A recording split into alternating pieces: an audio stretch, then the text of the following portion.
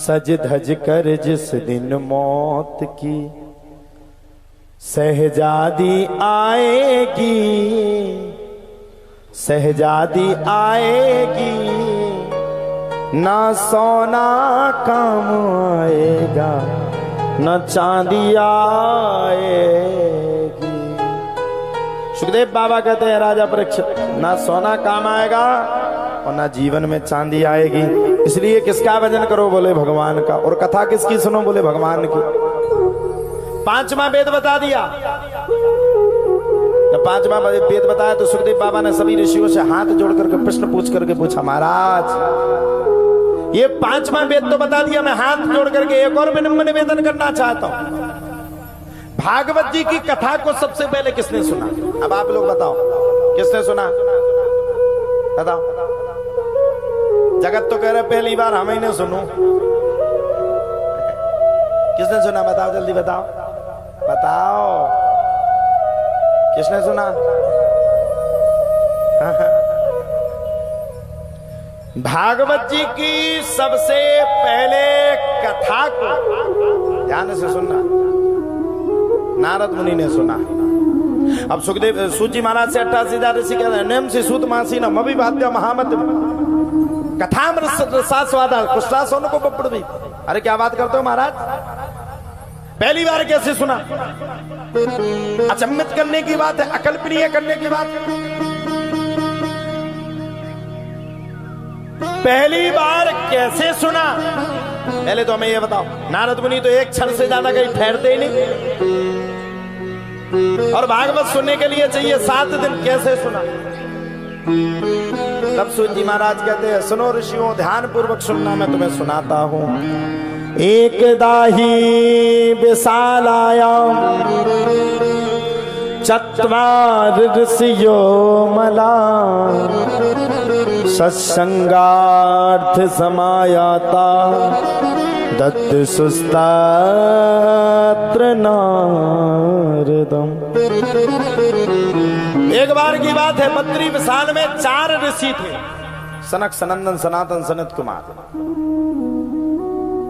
चारों ऋषियों ने मन में निश्चय किया, हम जाकर के किसी संत को, किसी महात्मा को, किसी युवान पुरुष को जाकर के भागवत की कथा को सुनाएंगे। अब सोचा सुनेगा कौन? पहुंच गए नारद मुनि के पास। अब जब नारद मुनि के पास पहुंचे तो देखा नारद मुनि तो खुद चिंता में बैठे। अरे नारद मुनि को देख करके सबरे परेशान हो गए। कथम ब्रह्मण्य दीन मुखा कुतिश्चिंता तुरो भवान तुरितम गम्यते कुत्र कुतश्चागमनम तव। अरे नारद जी, आपका मुख क्यों लटका है? सभी ऋषियों ने पूछा, आप क्यों लटके बैठे? अगर कोई संत चिंतित भावना से आपको संसार में दिख रहा है, आपको बड़ी चिंता होगी। नारद मुनि को देख करके सभी ऋषियों को चिंता होगी।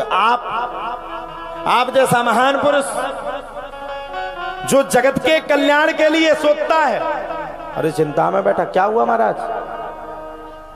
नारद मुनि ने हाथ जोड़ करके कहा, मत पूछो ऋषियों, बड़ी परेशानी में जीवन बीत गया। बोले कैसे? बोले मैं तुम्हें सुनाता हूं, ध्यान पूर्वक सुनो। एक बार की बात है, मैंने सोचा देवताओं के लोक पे भगवान का भजन नहीं होता, इसलिए मैं पृथ्वी लोक में जाकर के भगवान का भजन करूंगा।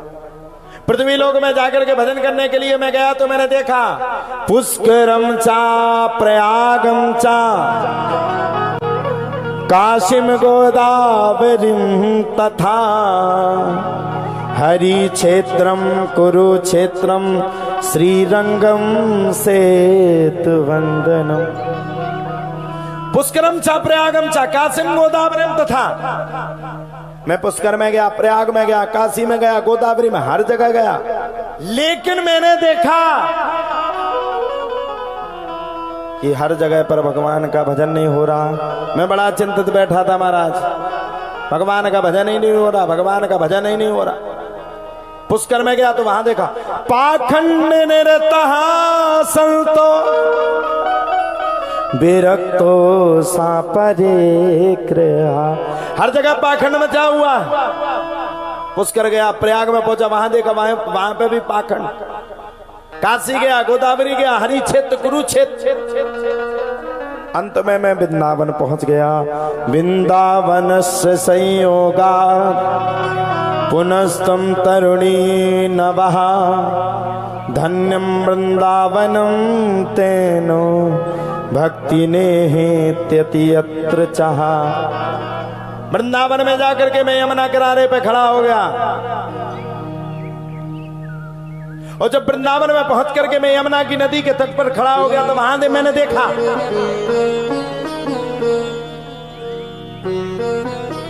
तपसी धनवंत दरेत गृही कल कौतुक तात न जात कहीं। मैंने देखा एक युवती बैठी हुई है, युवती के दाएं और बाएं बगल दो वयोवृद्ध पुरुष लेटे हुए। मैंने वृद्धों को देखा तो मेरा दिमाग खराब। अरे महाराज, इतने वृद्ध पुरुष, वयोवृद्ध पुरुष यहाँ क्या कर रहे हैं? वृद्ध पुरुषों को जब देखा तो मैं बड़ी चिंतित में थी, बड़ी चिंतातुर होकर के बैठा।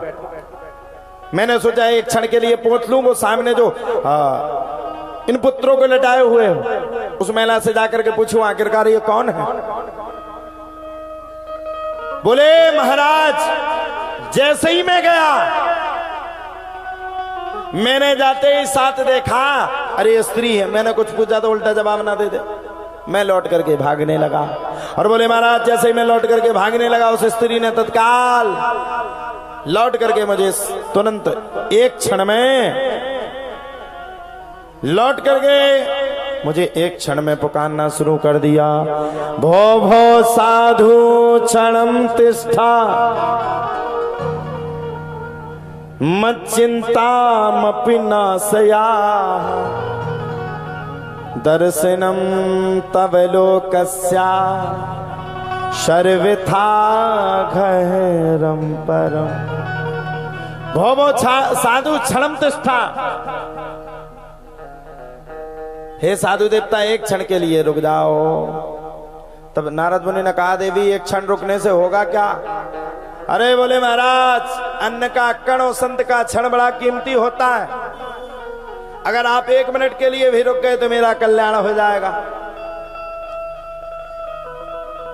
नारद मुनि ने हाथ जोड़ करके पूछा, देवी मैं आपसे एक प्रश्न करना चाहता हूं, अगर आपकी अनुमति हो तो। भक्ति देवी ने कहा, पूछो। हे देवी, आप कौन हो? और आपके जो ये दाएं बाएं बगल में पुत्र लेटे हुए, ये बिल्कुल वयोवृद्ध है, वृद्ध है, ये कौन है? भक्ति देवी ने तुरंत कहा, अहम भक्ति ऋतिख्याता इमौ में तन यौमनो ज्ञान वैराग्य ना मानो काल योगेन जर जरो। अहम भक्ति ऋतिख्याता, मेरा नाम भक्ति है और ये मेरे दोनों पुत्र हैं, ज्ञान और वैराग। नारद मुनि के तो पसीने छूट गए। मम्मी जी 25 साल की हो, बेटा जी 65 साल के। आजकल की माताएं देखो, शादियों में ऐसे सच के जाएंगी, ऐसे सच के जाएंगी कि अपने आप को मानेंगे 20 साल की। एक बार हम ट्रेन में सफर कर रहे थे, दो माताएं हमारे स्लीपर कोच में थी। हम बिल्कुल वृद्ध, दांत गिर गए, कछु खा नहीं रहो, नीचे बैठी थी। हम भी लेटे थे अपने साथी के साथ, लेटी लेटी आपस में चर्चा कर रही थी। अच्छा, हम भी सुन रहे थे ध्यान से। अरे बोले, अब मेरी उम्र है कितनी? मुश्किल से 30-35 साल की। अच्छा, जो 90 की है वो 35 साल की कह रही, और जो 60 की है वो 20 साल की कह रही। हम उतरे नीचे, बोले बेटा तुम कितने साल के हो? हमने, भैया अब हमने जन्म ही नहीं लो। बोले क्या है? हमने जब तुम 90 की होकर 30 की कह रही तो हम 20 के होकर क्या कहते? तो आजकल महाराज जी कोई मनना ही नहीं चाहता, कोई नहीं मनना चाहता। हे भगवान परमेश्वर जी, कहां से चले जे ब्यूटी के पार्लर है? ब्याह में जो पतो ना पड़े कुकित तो कर गया है, बिकट चौंद पे लपेट दे, एक नंबर लगे आदमी। आओ, लेकिन सुबह जब मौत हो, जब इतने बुरे लगत बाना पूछो, बहुत बुरी स्थिति हो। नारद मुनि ने पूछा ये कौन है? बोले उत्पन्ना द्रविणे साहम, मेरा जन्म द्रविण देश में हुआ। वृद्धिम कर्णाटके कथा, और सुनो, कुचित कुचिन महाराष्ट्रे गुर्जरे जीणताम कथा। अरे जब तक मैं गुजरात में पहुंची, मैं जीर्ण सीढ़ हो गई। मैं पृथ्वी के हर जगह पर पहुंची, और पृथ्वी के हर जगह पहुंचने के बाद भी मेरे पुत्र जवान नहीं हुए। और जब पृथ्वी के हर जगह पर पहुंचने के बाद भी मेरे पुत्र जवान नहीं हुए, सुषुप्त अवस्था को नहीं पाया, तो मैं बड़ी चिंतित हो गई। मैं वृंदावन आ गई। वृंदावन में आकर के मैंने देखा महाराज सब कोई भक्ति कर रहा है। साहब वृंदावन में तो आप लोग चले जाओ। हा हा। बोले महाराज मैं पृथ्वी के हर कण में हर क्षण में गया, लेकिन पृथ्वी के हर कण हर क्षण में पहुंचने के बाद भी मैंने 4 वेद 6 शास्त्र 17 पुराणों को सुनाया। और 4 वेद 6 शास्त्र 17 पुराणों को सुनाने के बाद भी मेरा तरन तारण नहीं हुआ। अब आप ही कोई उपाय बताइए। तब तो भैया कहा जाता है, सनकादि ऋषियों ने हाथ जोड़ करके कह दिया, महाराज आपको खाना चाहिए पीलिया की दवाई, और खा गया आप मलेरिया की दवाई, अब गड़बड़ी तो है जाएगी। अब क्या करें? जब इतने वचनों को सुना, तब तो प्यारे कहा जाता है, इतने सब वचनों को सुनने के तत्पश्चात ही एक सांस में सभी ऋषियों ने कहा, नारद मुनि अब आपको सभी ऋषि मुनियों को आनंद नाम के तट पे जाकर के इन दोनों ज्ञान वैराग्य को कथा सुनाना चाहिए। शृणु नारद वक्ष्यामि विनम्राय विवेकिने, गंगा द्वार समीपे तु तटमानंद नामकम। आनंद नाम के तट पे चल करके भागवत की कथा सुनना चाहिए। और पहुंच गए भैया, भक्ति महारानी भी पहुंच गई, और सभी ऋषि मुनियों ने पहुंच करके, भक्ति महारानी ने पहुंच करके भागवत की कथा को सुना, और उनका कल्याण हो गया। भक्ति सुतौ तौ तरुणी गृहीत्वा प्रेमैक रूपा सहसा विरासी, श्री कृष्ण गोविंद हरे मुरारी, नाथेति नामा निमुहुर वदंती। भैया भक्ति महारानी के दोनों पुत्र बड़े हो गए, और भक्ति महारानी बड़ी भारी प्रसन्न हो गए। भक्ति सुतौ तौ तरुणी गृहीत्वा प्रेमैक रूपा सहसा विरासी, श्री कृष्ण गोविंद हरे मुरारी, नाथेति नामानि मुहुर वदन्ति। सभी ऋषि मुनियों ने बैठ करके भागवत की कथा को सुना।